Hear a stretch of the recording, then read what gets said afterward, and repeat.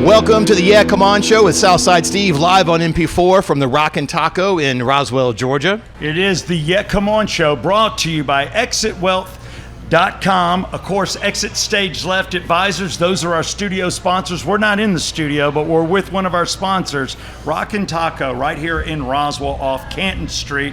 And I've been waiting on this show, like for a month. Slippery When Wet is here. This is Jason. Jason Morey is the lead singer of Slippery When Wet, the Bon Jovi tribute band. And I just want to say, you know, you guys got some recognition. You on Google, you're the most searched Bon Jovi tribute. We are. Yeah, I'm gonna let you hold the mic because you're good at it. Yeah, we'll both. Jeff and I'll share like two chicks and Yeah Come On shirts. Matter of fact, you keep talking, Jeff. Ask him a question. A lot of people don't realize Jeff had a minor at Georgia State in tribute band theory, so you understand tribute bands. Yeah, and I like to critique, and I know you guys are in it for the long haul. You've been together since 2003. If I remember correctly, did you guys play one of those Braves at Turner Field on Friday night in 2005? I mean, the date would be, I don't remember where But I you was played last Turner- week, but yes. Turner we did, Field. we did the steps there right when you walked Yes, in. yes, Yeah. that was the year. So that's when I saw you guys, and I was like, damn, that guy looks like Bon Jovi. So you guys are, to me, an OG Atlanta tribute band in terms We were, of doing it for real. mean, there's very few that I can name. Zoso was before us and whatnot, but there's very few that were actually before what we've done here for 23 years. So, Yeah.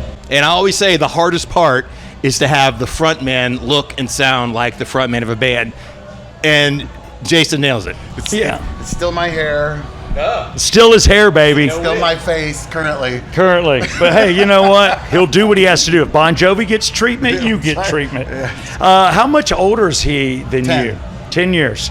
The cool thing is, I've been talking to Jason, and I've introed you on stage probably about 7 or 8 times, even at my own bar, and he brought up the story, and we're going to find the coverage. I know the cameraman, I know 2 cameramen. I didn't even think about it. I've got some stills, but we filmed with them playing a Poison song, and he allowed Ricky Rocket, who I had at the bar, to get on the drums and play. How cool was that? Yeah, nice. Your drummer had to step aside. Yeah, we did a Poison song and a Cheap Trick song, and you can find some clips of the Poison song on YouTube. Somebody in the crowd had actually filmed it in that. Yeah, and I know a lot of people you were there. doing a pilot for your show, yeah? And Yeah. it just happened to be, a whole crew there and whatnot. Oh my God, it was awesome. But that was cool to have you there. No, we appreciate it. Ricky No. was totally cool, and Yeah. it was a good time. Yeah, Ricky Rocket is seriously a cool dude. We had Vince Neil down there, not so cool. I tried to get Vince to go up and sing because the band wanted to do one Motley Crue song and he wouldn't do it. I don't know why. Maybe because he's not singing so well, Jeff? No, yeah. I don't, there's been rumors going around that they never really played. Like they played Oh, a track. don't go there. That's I what I'm cannot just saying. handle. That's what I see. I don't believe it either. I don't believe that. Really? Tell me you haven't heard that rumor. Nikki, yeah. Nicky hasn't really played bass very. Yeah. Oh, God. That's the main offender. Yeah. Oh, my Because God. I read an interview with Tom Werman, the producer. He was like, Tommy Lee was the most professional of all of them. He was there, Tommy's a beast. played on the records perfectly. Like he was the man. So And when you talked to him, I had a chance to interview him, and this is back in the old days of 96 Rock, so it would have been around, 2000. That dude was not present. I was like, man, you are the greatest drummer in the world. We've all seen your penis. You got a few things going for you, but dude, you are just out there. I mean, some dudes are just out there, and I don't know if it's drugs or just him.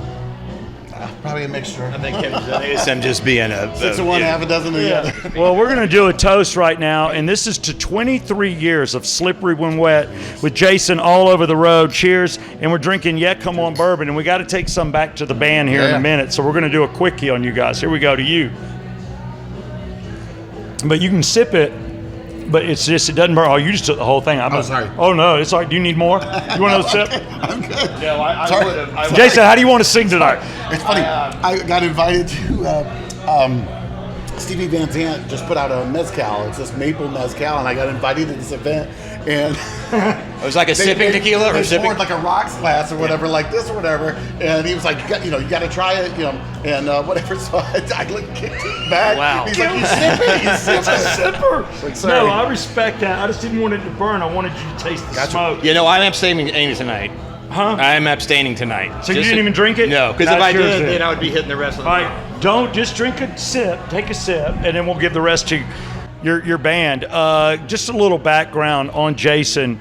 He started out. You started in a tribute band. It was a white something. What was it called? The Crew. So, I was, this is too much of the story, but the Steel Panther used to be metal school and the whatnot. I worked for the same company that they worked for. Wow, and so they that's had huge. a bunch of these hair metal type tributes or whatever. And so when I broke off from that agency, we kind of did our own version of it. But yes, the White Leopard Crew.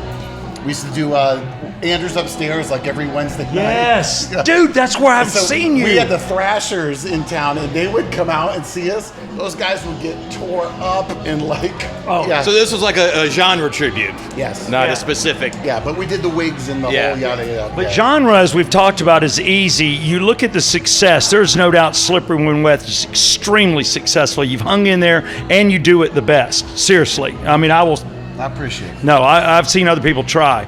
But then we looked at like other people that do genres. Genre's a little easier than just picking an artist. Sure. If you really want to be like really good at it, like you got to have every guy in the band has to have look, or at least try. Some of these tribute bands, they do the full on, they sound good, but they kind of don't really try to look like the guys. I saw your Tico Torres. I mean, he looked like him. Just Got a soul patch? He had the soul patch like Tico did a few years ago. Like Dude. those kind of details are to me what make a tribute band, that stand out and really be the best. I appreciate like you guys. Well, and right now you were in Atlanta forever. And I told Jeff today, tell me if I'm wrong. These guys got here early. They had dinner. They were here at 4. They already did their sound check. They're good. And I'm like, why would Jason be here this early? I said, I wonder if he's coming in from a show or he doesn't live in Atlanta anymore. So what's going on? So I moved down to Tampa for a year and just trying to kind of see whatever. And then the plan was for me to move to Nashville and get with these guys or whatever. But we're kind of in a process of I kind of don't know what I want to do. I don't know what I want to be when I grow up. I just don't know. What's What's the schedule look like? You've got schedule. So we're still packed, and so it's flights and whatever to get to wherever, and So you had to fly in for this gig, and then you're flying out? Then we were in Greenville, South Carolina tomorrow, and then Charlotte on Saturday. And then, So you'll stay local, and then you got a little bit of a break. But the band working with you tonight, it's not some of the familiar faces, but these guys are out of Nashville, and obviously they can do what your guys could do. Yeah, so it kind of got to be in Atlanta that it was getting harder to find like a rehearsal place and find like a professional type bass player or whatever that was able to handle our schedule and do whatever. And where do you go to find professional musicians? And so You go to Nashville. So, I dip my foot in and whatever, and I'm finding that the whole Broadway thing and whatever is a little different. These guys that can play like 200 songs off the whatever, but the precision is not the same as whatever. So it's like Alec John Such. That's why they kicked him out. Well, I guess that's why they kicked him out. But why'd they kick him out 20 years on? That's what I never understood how he got fired. He didn't play on like any of those. Okay, so records. he was another sort of a figure. Supposedly he was a great hang, and But couldn't play. He couldn't keep up by the time. Tell us about the cruise you did with Bon Jovi, Yes, and y'all we did jammed, too. and you jammed with him and so everything. And what did he say? We did too. So I have two great stories with that. One, we were in Mexico doing some shows with the Hard Rock Resort down there, and a text comes up on my phone from Matt Bon Jovi, and he goes, "Hey, can you call me?" And I'm like, "Yeah." Yeah, right now. So and he's like, "Hey, we combed through the internet and whatever and this and that, and dude, we're good." I finally talked him into it. We're gonna get him on a ship, and we're gonna do these 2 cruises, and we've got to have you guys on. Oh, man. And he's gonna kind of do these acoustic shows and kind of cover shows, and we kind of need you guys to come in and do what you do. And so we did, and so we did the Bahamas cruise with him, and we did Spain with him, which is like nuts. Yeah. Dude, that is nuts. But the greatest story of is the last night of the Spain cruise. I don't know if you do you know Jesse. Jesse's got that Hampton Water wine that he's selling in this and that. So it's John's second oldest. The wine, he's got a winery or vineyard or whatever. Yeah. So this final night of the cruise, we were in this VIP area watching this band play or whatever, and Jesse was like 2 tables over from me, and there really wasn't anybody in there. I wasn't gonna mess with him and do whatever. But he comes up to me and he goes, "Man, I caught your set the other night on the pool deck and whatever," and he goes, It was fantastic, man, fantastic. But he Yes. goes, it's fucking weird. And he walked up, and I was like, that's the greatest compliment anybody could give. It doesn't get I any mean, better. I almost wanted to put that on the website of Jesse Bon Jovi. It's fucking weird. It is fucking weird. That's a great line. And it's crazy because the last time I was around you, you let me hear some originals, and I took some notes, and then literally like 3 weeks later, they flipped Rock 100.5 to 99X. Southside loses his gig. Then I get with him, and I did independent radio because I didn't like a couple of the deals that came at me based on pay and what they're like. We don't know about your bourbon, and we don't know about doing podcasts, and we want to lock you in for a year. And I'm like, no, I'm like you. I did some soul searching. So I got the Come On Show podcast, but the relationships and what we've been through. I mean, I've been through 2 rock stations talking with you and going out to the shows and running the nights with you. We've had shots backstage. One of the best nights we ever had was 37 Main when they were in Johns Creek. The Johns Creek one was the best. Was that not the best venue? Oh my God. Outside of the perimeter? It was great. And then a bunch of people in condos complained about noise and shut them down. I'm like, are you kidding me? But what I always wanted to do, so I saw him in 22. I'm like, dude, you got to get around Bon Jovi. I actually talked to my program director and a few people. I'm like, get Jason with John. You have to. And what's funny is I did have sex with his record rep back in like 97. She was cool, and she gave me front row. And I'm not good at front row. I'm like, wait, I'm up here. I got to lose my mind, don't I? I'm not comfortable with that. Yeah, even though I'm a mess.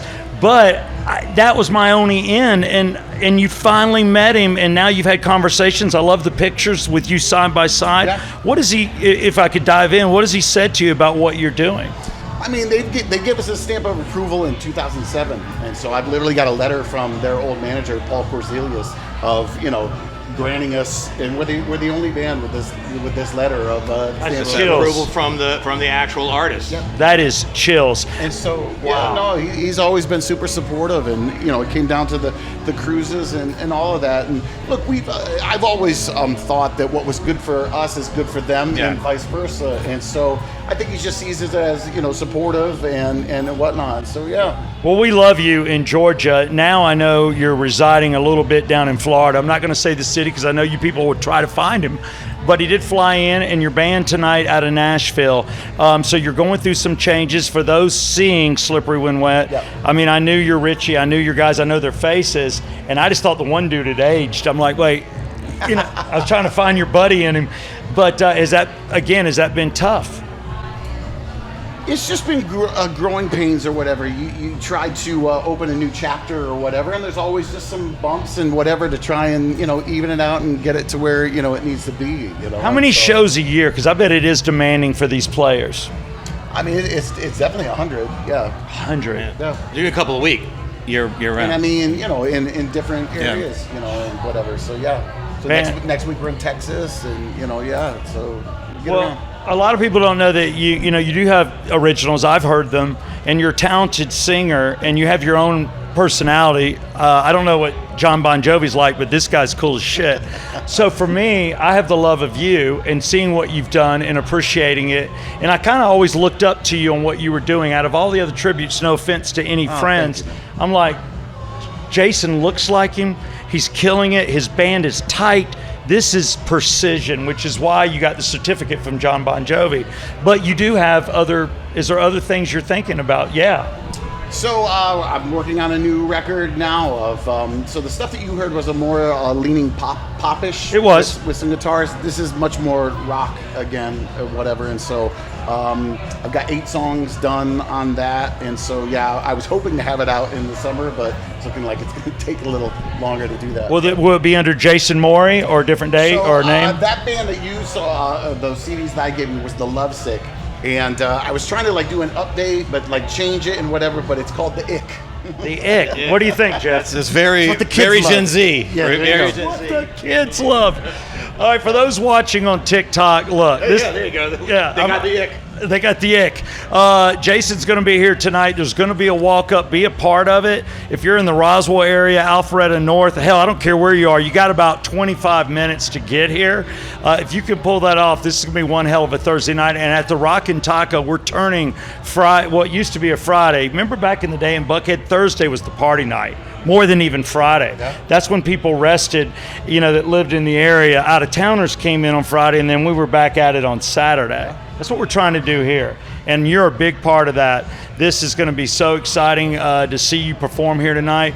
And I can't think of anything else to say to this guy other than thank a couple of sponsors real quick. David Markwell Therapy. I want to also thank North Atlanta Golf Carts. And, of course, we want to thank the Rockin' Taco. And is there anybody else? Oh, I know a good one. Have you needed a tour bus? Because that would be our boys. He has Rap Star USA where he wraps vehicles, but he has Star Coaches. You know Danny? I don't. You know the Star Coach buses, the big rock star buses? Yeah. If you ever need one, you go to Star Coaches. I'll get you a deal. All right. So if you need the bus. Well, Bon Jovi flies private, so he don't even get on the bus anymore. Well, he flew here. Jeff, in closing, with your education as a co-host, is there anything else for Jason that we need to ask? No, man, he's one of the ones that's crushing it. And that's why you've been doing it for 22 years, 23 years. Like, this is one of the gold standards of tribute bands that I've seen. And this is what you do. Do you manage all the dates and do that, or do you have a bookkeeper, or is it a lot? We have other agents that we deal with, but nothing exclusive. Yeah, so it's a lot of work. All that. Yeah. You're the de facto leader. Yeah. Like the real John Bon Jovi. Which is why you put your name on the band. This is, I love John. I don't know him, but Bon Jovi's cool with me, but I am a Jason Maury fan, and tonight you get to see Slippery When Wet, and it's the #1 searched on Google. There is no better tribute to Bon Jovi. This is it, and it happens tonight at the Rockin' Taco. Yeah, come on.